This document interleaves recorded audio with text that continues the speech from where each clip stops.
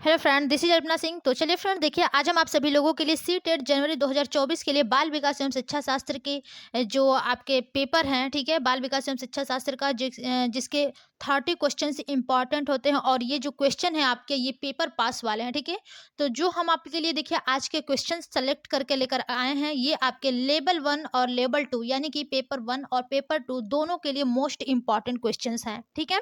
तो चलिए फ्रेंड्स, फटाफट से जो लोग अभी तक चैनल को लाइक एंड सब्सक्राइब नहीं किए हैं कर दीजिए, ठीक है। हमारा चैनल है @लर्न और अपने सभी दोस्तों को भी फ्रेंड्स शेयर करिए, ठीक है। जहां पर आप लोगों को कुछ भी नहीं समझ में आता है आप लोग लाइक कमेंट सब कुछ शेयर वेयर करते रहिए करिए, ठीक है। जहां पर आप लोगों को नहीं समझ में आएगा जिस क्वेश्चन के बारे में, हम उस क्वेश्चन के बारे में अलग से क्लास लेंगे, यानी कि अगली क्लास जब हम कराएंगे तो उसमें भी हम आप लोगों के लिए उस क्वेश्चन यानी कि जो क्वेश्चन आप लोगों को समझ में नहीं आया है उसके बारे में भी हम डिस्कस करके आप लोगों को समझाएंगे, ठीक है।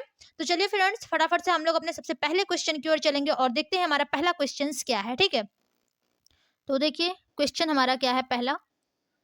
देखिए फ्रेंड्स, हमारा पहला क्वेश्चन है कि विद्यार्थियों से प्रतिक्रिया, ठीक है, विद्यार्थियों से प्रतिक्रिया प्राप्त करने का आदर्श प्रतीक्षा समय खाली स्थान किस सही अनुपात में होना चाहिए, ठीक है। यानी कि विद्यार्थियों से जो प्रतिक्रिया प्राप्त करने का आदर्श होता है, ठीक है, प्रतीक्षा समय होता है और जो खाली स्थान है इसके बाद है कि के सही अनुपात में, यानी कि किसके सही अनुपात में होना चाहिए।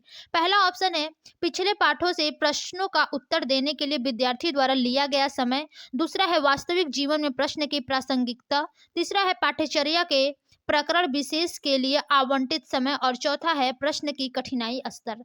तो देखिए फ्रेंड्स, यहाँ पर जो आपका प्रतीक्षा समय है, ठीक है, आदर्श प्रतीक्षा समय किसके सही अनुपात में होना चाहिए, तो यहाँ पर आपके जो प्रश्न का कठिनाई स्तर है, ठीक है, इसके सही अनुपात में होना चाहिए। देखिए फ्रेंड्स, जो विद्यार्थियों से प्रतिक्रिया प्रतिक्रिया प्राप्त करने का आदर्श प्रतीक्षा समय, ठीक है, प्रश्न की कठिनाई के सही अनुपात में होना चाहिए ताकि जो विद्यार्थी हैं उनको प्रश्न के उत्तर हेतु चिंतन के लिए उचित समय प्राप्त हो, ठीक है। तो यहाँ पर जो देखिए राइट ऑप्शन होगा वो आपका ऑप्शन नंबर 4 होगा, बिल्कुल करेक्ट। चलिए फ्रेंड्स, हम लोग अपने अगले क्वेश्चन की ओर चलेंगे और देखते हैं हमारा अगला क्वेश्चन क्या है, ठीक है। देखिए अगला क्वेश्चन है, मान लीजिए आप विद्यालय शिक्षा बोर्ड के अध्यक्ष हैं। फॉर एग्जाम्पल, मान लीजिए खुद को कि आप एक विद्यालय शिक्षा बोर्ड के अध्यक्ष हैं, ठीक है। आप अपने अधिकार क्षेत्र के अंतर्गत आने वाले विद्यालयों की शिक्षा की संपूर्ण गुणवत्ता को सुधारने के लिए क्या योजना बनाएंगे। इस प्रकार का प्रश्न, ठीक है, किसका एक उदाहरण है, यानी कि इन चारों में से किसका एक उदाहरण है। निम्न स्तरीय अभिसारी, निम्न स्तरीय अपसारी, उच्च स्तरीय अभिसारी, उच्च स्तरीय अपसारी। तो देखिए फ्रेंड्स, यहाँ पर आपसे जो क्वेश्चन पूछा गया है कि मान लीजिए आप विद्यालय शिक्षा बोर्ड के अध्यक्ष हैं, तो आप अपने अधिकार क्षेत्र के अंतर्गत आने वाले विद्यालयों की शिक्षा की संपूर्ण जो गुणवत्ता है, ठीक है, उसको सुधारने के लिए क्या योजना बनाएंगे। तो इस प्रकार का जो प्रश्न है वो एक किसका उदाहरण है। तो यहाँ पर देखिए जो राइट ऑप्शन बनेगा फ्रेंड्स, ये आपका उच्च स्तरीय अपसारी होगा। क्योंकि देखिए अपसारी में क्या होता है, मुक्त अंत वाले जो क्वेश्चन होते हैं समस्या समाधान के लिए, यानी कि एक ही क्वेश्चन के आप जो समाधान है उसको कई प्रकार से आप कर सकते हैं, ठीक है। तो यहाँ पर आपका उच्च स्तरीय चिंतन होगा, यानी कि उच्च स्तरीय अपसारी होगा, ठीक है। चलिए फोर्थ ऑप्शन देखिए बिल्कुल करेक्ट है। अगले क्वेश्चन की ओर चलेंगे और देखते हैं हमारा अगला क्वेश्चन क्या है, ठीक है। देखिए अगला क्वेश्चन है फ्रेंड्स कि सीखने खाली स्थान आकलन, आकलन और अनुदेशन के बीच खाली स्थान के दृढ़करण द्वारा सीखने को प्रभावित करता है, ठीक है। तो यहाँ पर है पहला ऑप्शन का और अंतर, दूसरा है का और भिन्नता, तीसरा है के लिए और संबंधों और चौथा है के लिए अंतर। तो देखिए यहाँ पर जो राइट ऑप्शन बनेगा वो आपका यहाँ पर हो जाएगा सीखने के लिए आकलन, ठीक है, यानी कि के लिए देखिए इसमें भी है और इसमें भी है, ठीक है। फिर उसके बाद है आकलन और अनुदेशन के बीच अंतरों का तो होगा नहीं, यहाँ पर संबंधों के दृढ़करण द्वारा सीखने को प्रभावित करता है, ठीक है। तो यानी कि यहाँ पर जो थर्ड ऑप्शन है बिल्कुल करेक्ट होगा कि सीखने के लिए आकलन, आकलन और अनुदेशन के बीच संबंधों के दृढ़ीकरण द्वारा सीखने को प्रभावित करता है, ठीक है। तो यहाँ पर देखिए जो राइट ऑप्शन बनेगा फ्रेंड्स, ऑप्शन नंबर आपका थर्ड होगा, बिल्कुल करेक्ट, ठीक है। देखिए फ्रेंड्स, इसमें जो संबंधों के दृढ़ीकरण द्वारा जो सीखने को प्रभावित करता है, इसमें जो अनुदेशन कक्षा शिक्षण में चलने वाली प्रक्रिया है, ठीक है, जिसे व्यवस्थित रूप से कक्षा में शिक्षक द्वारा शिक्षार्थियों को सीखने हेतु प्रयुक्त किया जाता है, यानी कि शिक्षार्थियों के सीखने के लिए प्रयुक्त किया जाता है, ठीक है। तो यहाँ पर थर्ड ऑप्शन ही बिल्कुल करेक्ट होगा। अगले क्वेश्चन की ओर चलेंगे फ्रेंड्स और देखते हैं क्या है। तो देखिए यहाँ पर क्वेश्चन ऐसे दिए हैं, कोई बात नहीं, हम लोग ऐसे ही सॉल्व करेंगे। क्वेश्चन है, आंतरिक रूप से अभिप्रेरित विद्यार्थी, ठीक है, आंतरिक रूप से अभिप्रेरित विद्यार्थी। पहला है, का बाह्य रूप से प्रेरित अभिविद्यार्थी विद्यार्थी की तुलना में अभिप्रेरणा स्तर कम होता है। ठीक है, आपको आंतरिक रूप से अभिप्रेरित विद्यार्थियों के बारे में बताना है। दूसरा है, के लिए औपचारिक शिक्षा की आवश्यकता नहीं है। तीसरा है कि आंतरिक रूप से अभिप्रेरित विद्यार्थियों के लिए पुरस्कार की बिल्कुल भी आवश्यकता नहीं है। चौथा है, के लिए बाह्य पुरस्कार उसकी अभिप्रेरणा को बनाए रखने के लिए पर्याप्त नहीं है, जो कि बिल्कुल करेक्ट है। तो देखिए फ्रेंड, जो आपके यहाँ पर क्वेश्चन 1 मिनट, क्वेश्चन देखिए जो आपसे पूछा गया था कि आंतरिक रूप से अभिप्रेरित विद्यार्थी के लिए, ठीक है, आंतरिक रूप से अभिप्रेरित विद्यार्थी के लिए बाह्य पुरस्कार उसकी अभिप्रेरणा को बनाए रखने के लिए पर्याप्त नहीं है। ठीक है, यानी कि देखिए जो आंतरिक रूप से अभिप्रेरित विद्यार्थी होता है उसके लिए बाह्य पुरस्कार उसकी अभिप्रेरणा को बनाए रखने के लिए पर्याप्त नहीं है। ठीक है फ्रेंड्स, क्योंकि देखिए जो मनोवैज्ञानिक हैं, ठीक है, शोधानुसार यानी कि उनके शोध के अनुसार बताया गया है कि जो बाह्य पुरस्कार होता है वो औचित्य और आंतरिक प्रेरणा में कमी की ओर ले जाता है, जिससे जो अभिप्रेरणा है आपका वो कमजोर हो सकती है। ठीक है, तो यहाँ पर देखिए जो राइट ऑप्शन बनेगा वो ऑप्शन नंबर आपका 4 हो जाएगा, बिल्कुल करेक्ट। ओके, चलिए अगले क्वेश्चन की ओर चलेंगे फ्रेंड्स और देखेंगे हमारा अगला क्वेश्चन क्या है। ठीक है, देखिए अगला क्वेश्चन है कि सतत और व्यापक मूल्यांकन की योजना में व्यापक शब्द, ठीक है, खाली स्थान के अलावा निम्नलिखित के द्वारा समर्थित किया जाता है। यानी कि जो सतत और व्यापक मूल्यांकन की योजना है, ठीक है, इसमें जो व्यापक शब्द है वो किसके अलावा निम्नलिखित के द्वारा समर्थित किया जाता है। पहला ऑप्शन है जेपी गिलफोर्ड का बुद्धि संरचना का सिद्धांत।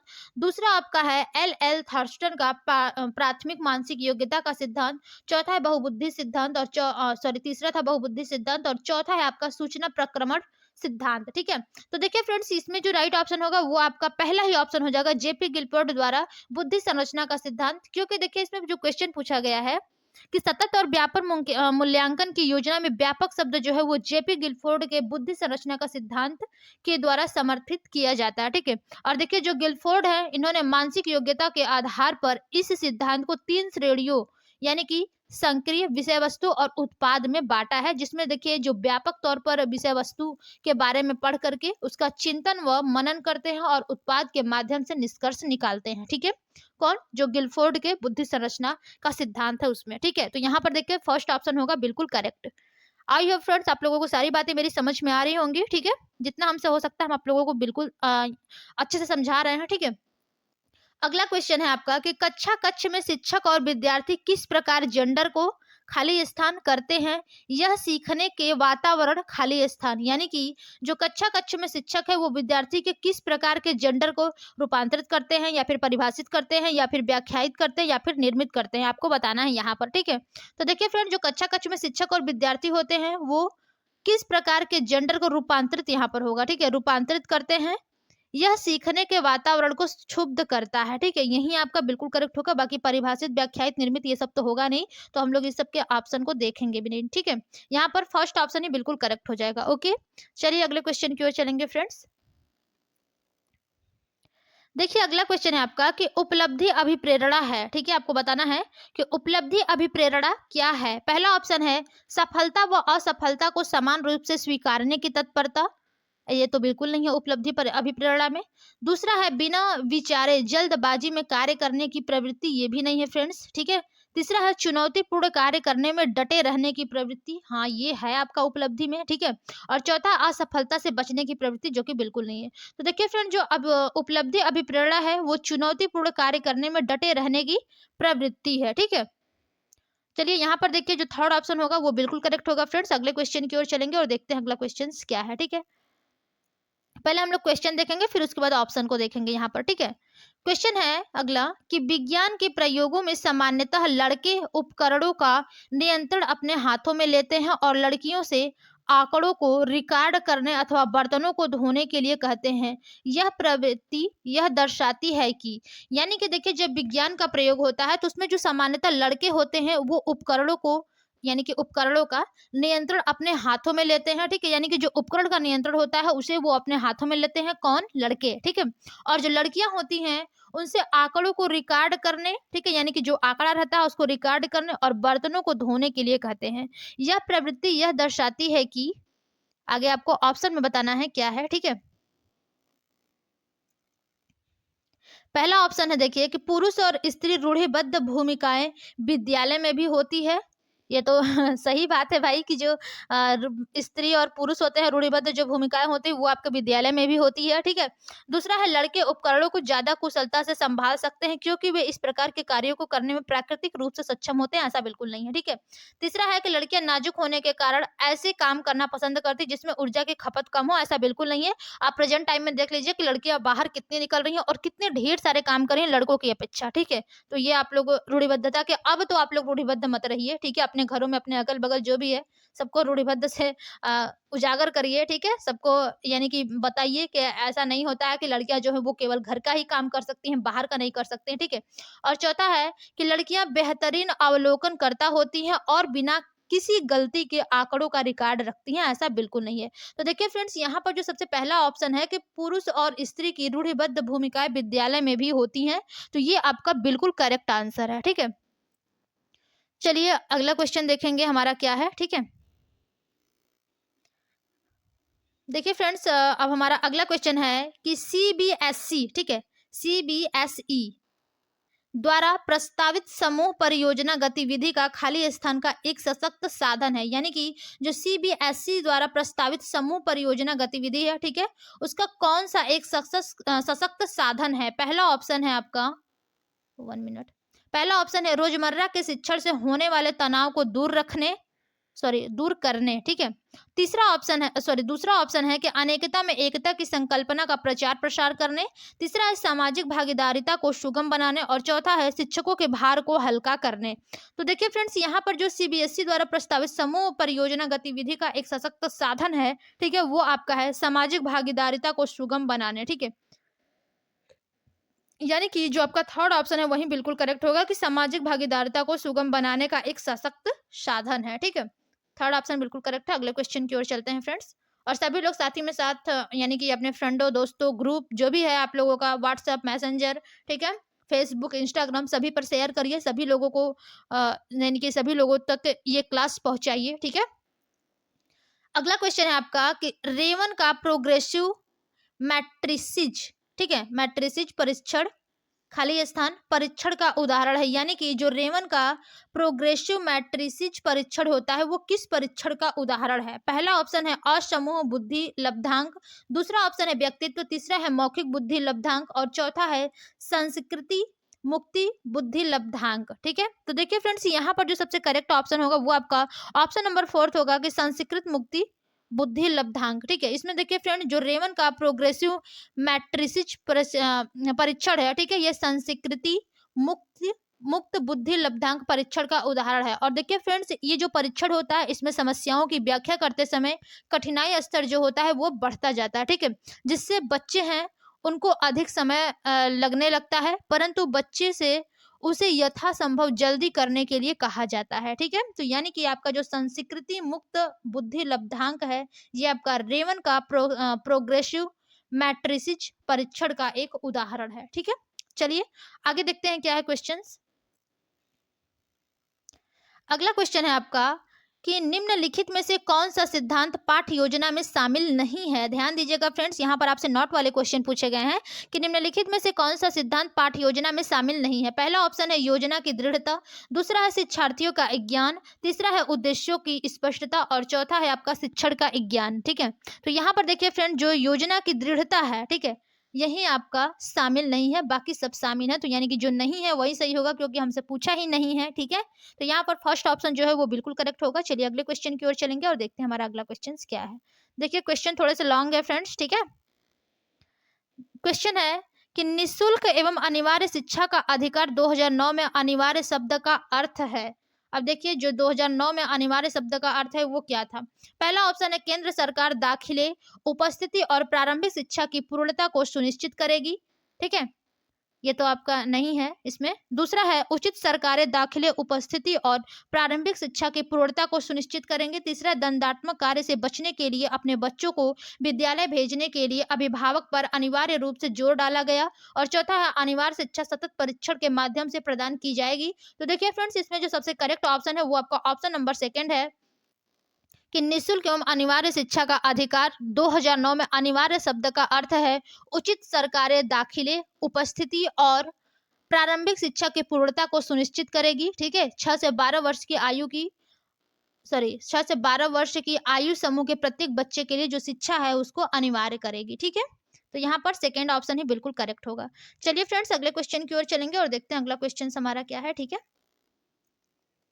अगला क्वेश्चन है कि अधिगमकर्ता का स्वनियमन का क्या अर्थ है। ठीक है, अधिगमकर्ता के स्वनियमन का क्या अर्थ है। पहला ऑप्शन है आपका विद्यार्थी निकाय द्वारा बनाए गए नियम एवं विनियम। ठीक है, दूसरा है विद्यार्थियों के व्यवहार के लिए विनियमों का निर्माण करना। तीसरा ऑप्शन है स्व अनुशासन और नियंत्रण।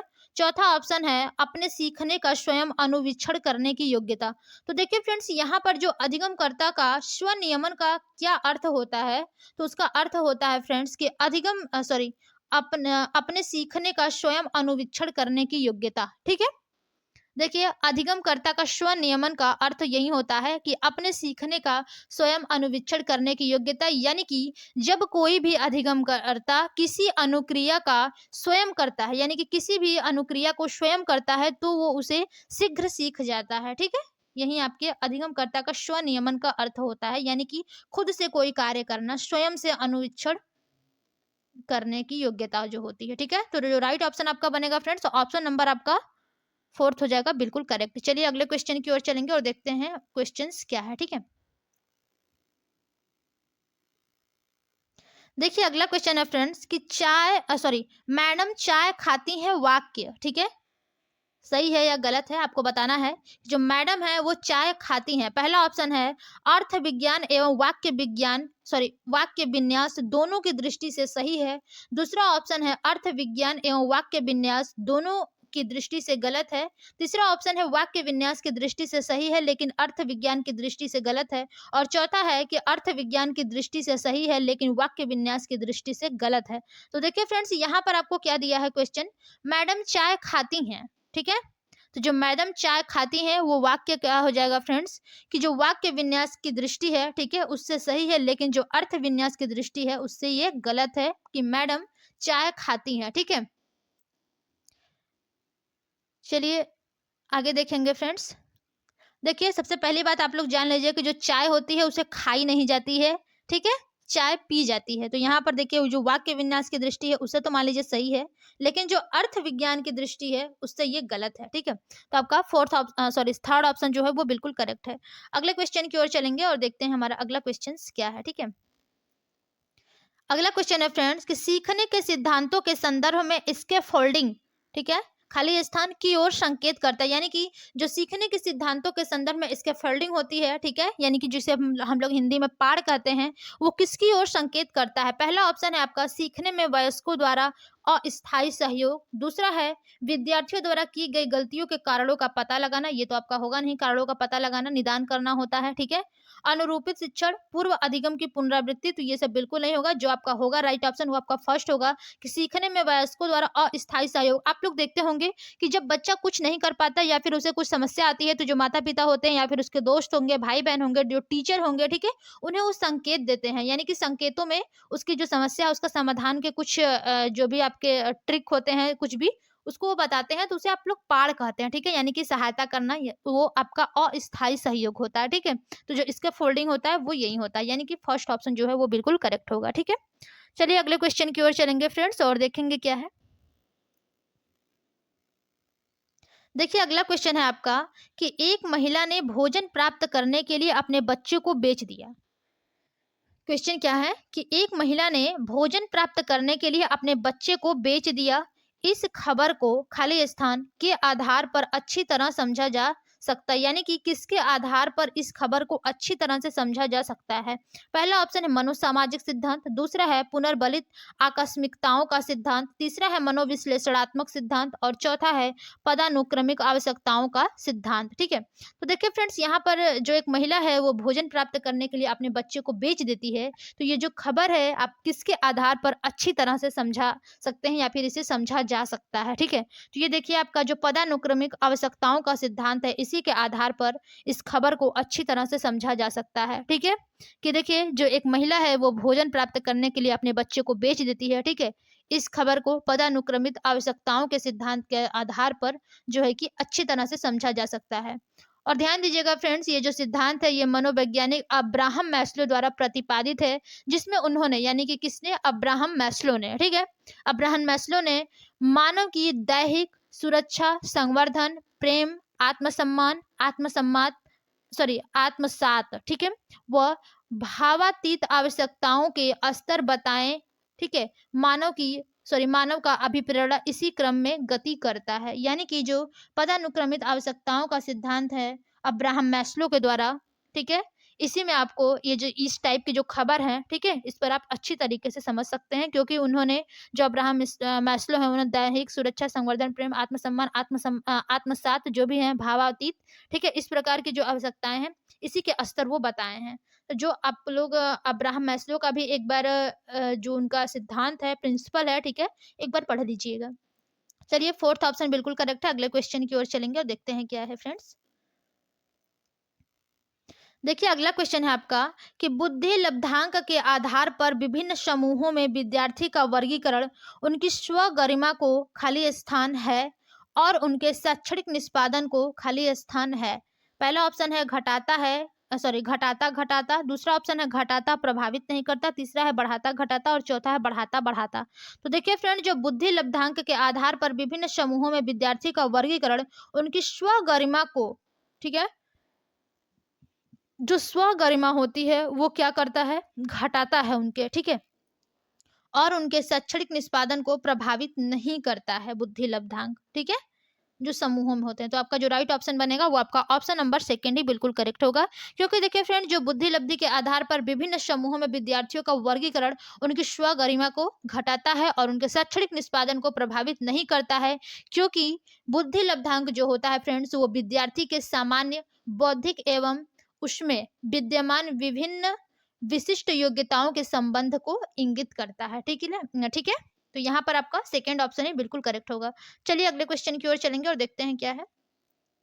क्वेश्चन है, जॉन डीवी द्वारा समर्थित लैब विद्यालय के उदाहरण हैं। आपको बताना है कि जो जॉन डीवी द्वारा समर्थित लैब विद्यालय है वो किसका उदाहरण है। पहला ऑप्शन है पब्लिक विद्यालय, दूसरा सामान्य विद्यालय, तीसरा फैक्ट्री विद्यालय और चौथा है प्रगतिशील विद्यालय। तो देखिए फ्रेंड्स, यहाँ पर जो जॉन डीवी द्वारा समर्थित लैब विद्यालय है इसका उदाहरण जो है वो आपका प्रगतिशील विद्यालय है। ठीक है, क्योंकि देखिए जो प्रगतिशील विद्यालय है फ्रेंड्स, ठीक है, इसके अंतर्गत क्या होता है कि जो बच्चे होते हैं उनको ऐसे कार्य दिए जाते हैं जिसमें उनमें, ठीक है, फुर्ती, आत्मविश्वास, निर्भरता और मौलिकता का विकास हो सके। ठीक है, ये एक प्रगतिशील विद्यालय होता है, जॉन डीवी द्वारा जो समर्थित लैब विद्यालय है। ठीक है, ये प्रगतिशील विद्यालय का उदाहरण है। चलिए फोर्थ ऑप्शन बिल्कुल करेक्ट है। अगले क्वेश्चन की ओर चलेंगे और देखते हैं क्या है। यहाँ पर देखिए क्वेश्चन कुछ इस प्रकार से दिए गए हैं फ्रेंड्स, ठीक है, ध्यान दीजिएगा।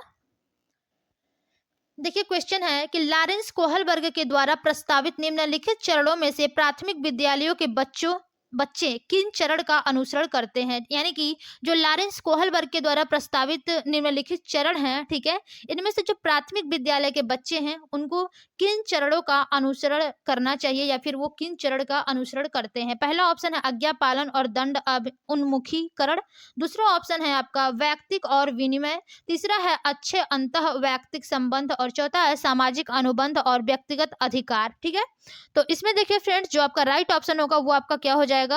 सबसे पहले तो जो लॉरेंस कोहलबर्ग के द्वारा प्रस्तावित निम्नलिखित चरण है, ठीक है, और इसमें से आपको ध्यान देना है कि जो प्राथमिक विद्यालय के बच्चे हैं वो किन चरण का अनुसरण करते हैं। तो सबसे पहले तो वो व्यक्तिगता और विनिमय का चरण अपनाते हैं, ठीक है, और जो सामाजिक अनुबंध और व्यक्तिगत अधिकार होता है इसको अपनाते हैं।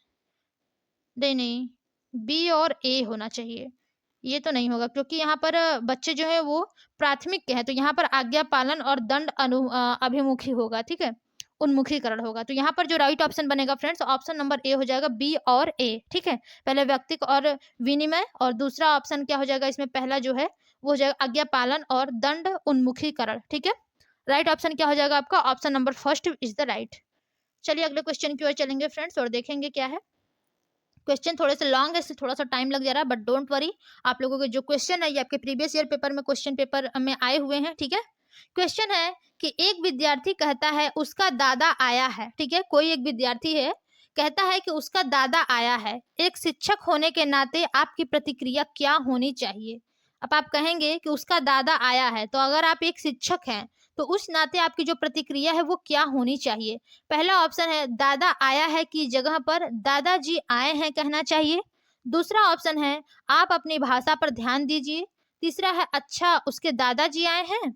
और चौथा है आपका कि बच्चे आप सही वाक्य नहीं बोल रहे हैं। तो देखिए फ्रेंड्स, यहाँ पर आपका जो सही ऑप्शन होगा वहां पर आपका ऑप्शन नंबर थर्ड होगा कि अच्छा उसके दादाजी आए हैं। क्योंकि देखिए फ्रेंड्स, यहाँ पर जो एक विद्यार्थी कहता है कि उसके दादा आया है, ठीक है, यदि आप एक शिक्षक हैं तो उसके नाते हमारी जो प्रतिक्रिया है, देखिए मान लीजिए हम एक टीचर हैं, ठीक है, तो हमारी जो एक प्रतिक्रिया है हम यही बोलेंगे कि अच्छा उसके दादाजी आए हैं। तो देखिए फ्रेंड्स, ये जो वाक्य है आदर भाव और व्याकरण की दृष्टि से उपयुक्त नहीं है, अतः इसमें जो है बहुवचन का प्रयोग होगा, ठीक है। तो यहाँ पर देखिए आपका जो राइट ऑप्शन बनेगा आपका ऑप्शन नंबर थर्ड ही होगा, ठीक है। चलिए आगे देखते हैं क्वेश्चंस क्या है। देखिए अगला क्वेश्चन है फ्रेंड्स आपका कि पहले ही देखिए खाली स्थान दिया है, ठीक है, के अलावा निम्नलिखित घटना या फिर वृत्तांत रिकॉर्ड की विशेषताएं हैं। पहला ऑप्शन है यह पर्याप्त विस्तार से पूर्ण तथ्यात्मक प्रतिवेदन है। दूसरा ऑप्शन है यह व्यवहार का व्यक्तिनिष्ठ साक्ष्य है, इसलिए यह शैक्षणिक नेत्र के लिए प्रतिपुष्टि यानी कि फीडबैक उपलब्ध नहीं कराता। तीसरा ऑप्शन है यह घटनाओं का सही वर्णन है। और चौथा है यह बच्चे के व्यक्तिगत विकास अथवा सामाजिक अंतःक्रियाओं को वर्णित करता है, ठीक है। तो यहाँ पर देखिए फ्रेंड्स, जो राइट ऑप्शन बनेगा कि किसके अलावा निम्नलिखित घटना वृत्तांत रिकॉर्ड की विशेषताएं हैं, किसके अलावा, ठीक है। तो जो जिसके अलावा बात की गई फ्रेंड्स, ये आपका ऑप्शन नंबर सेकंड ही होगा कि व्यवहार का व्यक्तिनिष्ठ साक्ष्य है और इसलिए यह शैक्षणिक क्षेत्र के लिए प्रतिपुष्टि यानी कि फीडबैक उपलब्ध नहीं कराता है, ठीक है। इसके अलावा निम्नलिखित घटना वृत्तांत रिकॉर्ड की विशेषताएं हैं। जो घटना वृत्तांत की विशेषताएं हैं ये भी सही है, ये भी सही है, ये भी सही है, ठीक है। और जो नहीं सही है वो आपका सेकंड ऑप्शन होगा, क्योंकि हमसे पूछा है कि अलावा, यानी कि अलावा का मतलब है नॉट वाले क्वेश्चन, ठीक है। तो यहाँ पर सेकंड ऑप्शन बिल्कुल करेक्ट होगा। चलिए आगे देखेंगे क्वेश्चंस क्या है। देखिए अगला क्वेश्चन है आपका कि मिश्रित आयु वर्ग वाले विद्यार्थियों की कक्षा से व्यवहार रखने वाले शिक्षक के लिए, ठीक है, यानी कि जो मिश्रित यानी कि मिश्रित समूहों से बच्चे आ रहे हैं, ठीक है, आयु वर्ग वाले विद्यार्थी हैं, उनको कक्षा से बाहर रखने वाले शिक्षक के लिए खाली स्थान का ज्ञान सर्वाधिक महत्वपूर्ण है। पहला ऑप्शन है उनके अभिभावकों का व्यवसाय। दूसरा है सामाजिक आर्थिक पृष्ठभूमि। और तीसरा है सांस्कृतिक पृष्ठभूमि। चौथा है विकासात्मक अवस्थाओं, ठीक है। तो यहाँ पर देखिए फ्रेंड्स, जो इसका करेक्ट ऑप्शन बनेगा वो आपका विकासात्मक अवस्थाओं होगा, ठीक है। क्योंकि देखिए जो मिश्रित आयु वर्ग वाले विद्यार्थियों हैं, ठीक है, उनकी जो कक्षा से व्यवहार रखने वाले शिक्षक के लिए जो विकासात्मक अवस्थाओं का एक ज्ञान होता है वो सर्वाधिक महत्वपूर्ण होता है, क्योंकि जो इस ज्ञान द्वारा विद्यार्थियों के जीवन में हो रहे परिवर्तन है उसके बारे में जानकारी प्राप्त होती है, ठीक है। तो यहाँ पर जो राइट ऑप्शन होगा वो आपका ऑप्शन नंबर फोर्थ हो जाएगा, बिल्कुल करेक्ट। अगले क्वेश्चन की ओर चलेंगे फ्रेंड्स और देखते हैं क्वेश्चन क्या है, ठीक है। देखिए क्वेश्चन है प्रतिभाशाली बच्चे, ठीक है, प्रतिभाशाली बच्चे। पहला ऑप्शन है बिना किसी की सहायता के अपने सामर्थ्य का पूर्ण विकास करते हैं। ऐसा होता है क्या? मुझे तो नहीं लगता ऐसा होता है फ्रेंड्स, ठीक है। दूसरा ऑप्शन है कि मानव के लिए महत्वपूर्ण किसी भी क्षेत्र में असंभावतः अच्छा निष्पादन करते हैं। तीसरा ऑप्शन है सामान्यतः शारीरिक रूप से कमजोर होते हैं और सामाजिक अंतःक्रिया से अच्छे नहीं होते। ऐसा बिल्कुल नहीं होता प्रतिभाशाली बच्चों के बारे में। चौथा है कि सामान्यतः अपने शिक्षकों को पसंद नहीं करते हैं, जो कि बिल्कुल ही नहीं होता, ठीक है। जो आपका इसमें करेक्ट ऑप्शन होगा फ्रेंड्स कि प्रतिभाशाली जो बच्चे होते हैं वो मानव के लिए महत्वपूर्ण किसी भी क्षेत्र में अस्वभावतः, ठीक है, अस्वभावतः अच्छा निष्पादन करते हैं। तो ये आपका बिल्कुल करेक्ट होगा, जो प्रतिभाशाली बच्चे होते हैं, ठीक है। यानी कि ऑप्शन नंबर सेकंड जो होगा वो बिल्कुल करेक्ट होगा। चलिए अगले क्वेश्चन की ओर चलेंगे, देखते हैं क्या है। देखिए अगला क्वेश्चन है कि संकल्पनाओं की व्यवस्था प्रस्तुति विकास के निम्नलिखित किन सिद्धांतों के साथ संबंधित हो सकती है। ठीक है, यानी कि संकल्पनाओं की व्यवस्थित जो प्रस्तुति विकास होती है, ठीक है, किसके निम्नलिखित यानी कि इनके निम्नलिखित किन सिद्धांतों के साथ संबंधित हो सकती है। पहला ऑप्शन है विकास के परिणाम स्वरूप वृद्धि होती है। दूसरा ऑप्शन है विकास विषम जातीयता से स्वायत्तता की ओर अग्रसर होती है। तीसरा ऑप्शन है विद्यार्थी भिन्न दरों पर विकसित होते हैं। और चौथा है विकास सापेक्ष रूप से क्रमिक होता है। तो देखिए फ्रेंड्स, यहाँ पर जो आपसे क्वेश्चन पूछा गया है कि संकल्पनाओं की व्यवस्थित प्रस्तुति विकास के लिए, ठीक है, किन सिद्धांतों के साथ संबंधित हो सकती है, तो यहाँ पर आपका जो राइट ऑप्शन होगा वो होगा विकास सापेक्ष रूप से क्रमिक होता है। तो सही बात है, देखिए जो विकास होता है वो सापेक्ष रूप से क्रमिक होता ही है फ्रेंड्स। ठीक है, तो यहाँ पर देखिए जो राइट ऑप्शन होगा वो आपका ऑप्शन नंबर 4 हो जाएगा, बिल्कुल करेक्ट। अगले क्वेश्चन की ओर चलेंगे और देखेंगे क्या है हमारा क्वेश्चन। क्वेश्चन है कि शिक्षा का अधिकार अधिनियम 2009 के क्रियान्वयन के बाद कक्षा कक्ष, ठीक है, जो शिक्षा का अधिकार अधिनियम 2009 है इसके क्रियान्वयन के बाद कक्षा कक्ष, पहला ऑप्शन है अप्रभावित है क्योंकि शिक्षा का अधिकार विद्यालय में कक्षा के औसत आयु को प्रभावित नहीं करता। दूसरा ऑप्शन है लिंग के अनुसार अधिक समजातीय। तीसरा है आयु के अनुसार अधिक समजातीय। और चौथा है आयु के अनुसार अधिक विषम जातीय। तो देखिए फ्रेंड, जो शिक्षा का अधिकार अधिनियम 2009 है, ठीक है, इसके क्रियान्वयन के बाद जो कक्षा कक्ष है वो आपका आयु के अनुसार अधिक समजातीय है। ठीक है, यानी कि जो थर्ड ऑप्शन है वो बिल्कुल करेक्ट है। ठीक है, चलिए अगले क्वेश्चन की ओर चलेंगे और देखते हैं क्या है। यहाँ पर थर्ड ऑप्शन आपका बिल्कुल करेक्ट था। अगला क्वेश्चन है फ्रेंड्स कि बाल केंद्रित शिक्षा का समर्थन निम्नलिखित में से किस विचारक द्वारा किया गया। ठीक है, तो आपको बताना है कि जो बाल केंद्रित शिक्षा का समर्थन है वो किस विचारक के द्वारा किया गया है। पहला ऑप्शन है एरिक इरिक्सन, दूसरा है चार्ल्स डार्विन, तीसरा है बीएफ स्किनर और चौथा है जॉन डीवी। ठीक है, तो यहाँ पर देखिए फ्रेंड, जब बाल केंद्रित शिक्षा की बात आती है तो यहाँ पर आपके जॉन डीवी हो जाते हैं, बिल्कुल करेक्ट। ठीक है, और देखिए जॉन डीवी का ही मानना था कि जो शिक्षा है वो व्यक्ति की उन सभी योग्यताओं का विकास है जिसके द्वारा वह अपने वातावरण पर नियंत्रण करने की क्षमता प्राप्त करता है और अपनी संभावनाओं को पूर्ण करता है। ठीक है, तो यहाँ पर जो राइट ऑप्शन होगा ऑप्शन नंबर 4 हो जाएगा, बिल्कुल करेक्ट। चलिए अगले क्वेश्चन की ओर चलेंगे फ्रेंड्स, देखते हैं क्या है क्वेश्चन हमारा। फिर से देखिए प्रतिभाशाली बच्चों से संबंधित क्वेश्चन है कि प्रतिभाशाली बच्चों के संदर्भ में संवर्धन का अर्थ है। ठीक है, यानी कि जो प्रतिभाशाली बच्चे हैं इनमें जो इनके संदर्भ में जो संवर्धन है उसका क्या अर्थ होता है। पहला ऑप्शन है ऐसे विद्यार्थियों को वर्तमान स्तर यानी कि ग्रेड को छोड़कर उच्च स्तर या फिर ग्रेड में प्रोन्नत करना। दूसरा है आकलन की प्रक्रिया का संवर्धन करना। तीसरा है शैक्षणिक गतिविधियों के संपादन में संवर्धन करना। और चौथा है कि सह शैक्षणिक गतिविधियों के संपादन की गति को बढ़ाना।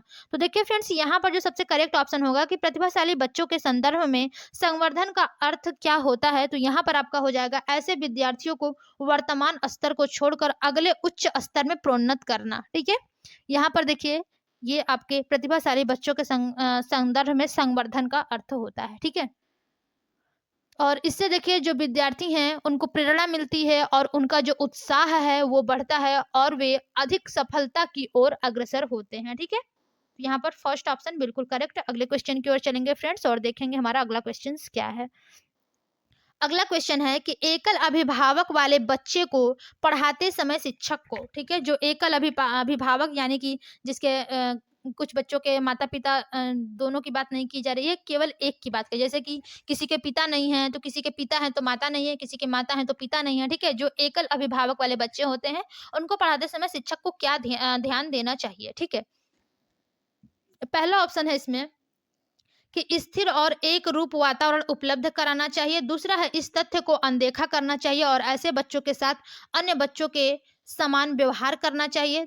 तीसरा ऑप्शन है कि इस प्रकार के बच्चे के साथ भिन्न प्रकार से व्यवहार करना चाहिए। और चौथा है कि ऐसे बच्चों को कम गृह कार्य देना चाहिए। तो यहाँ पर देखिए फ्रेंड्स, जो कम गृह कार्य है इससे कोई संबंध नहीं है। ठीक है, और सभी बच्चों के साथ भिन्न प्रकार से व्यवहार करना चाहिए, ये भी आपका निगेटिव होगा।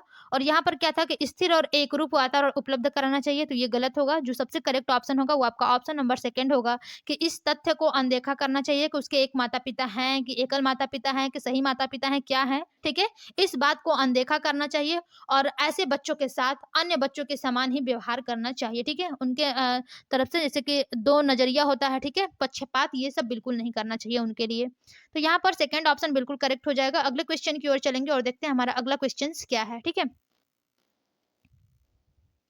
देखिए अगला क्वेश्चन है आपका कि प्रतिभाशाली विद्यार्थियों के लिए निम्नलिखित में से कौन सी गतिविधि सर्वाधिक उपयुक्त है, ठीक है फ्रेंड्स। देखिए सभी लोग शेयर करते रहिए, एक शेयर तो बनता ही है, ठीक है, और एक लाइक एक सब्सक्राइब आप सभी लोगों के साथ है, ठीक है, करते रहिए और आगे बढ़ते रहिए, सीटेट क्वालिफाई अच्छे नंबर से करते रहिए, ठीक है।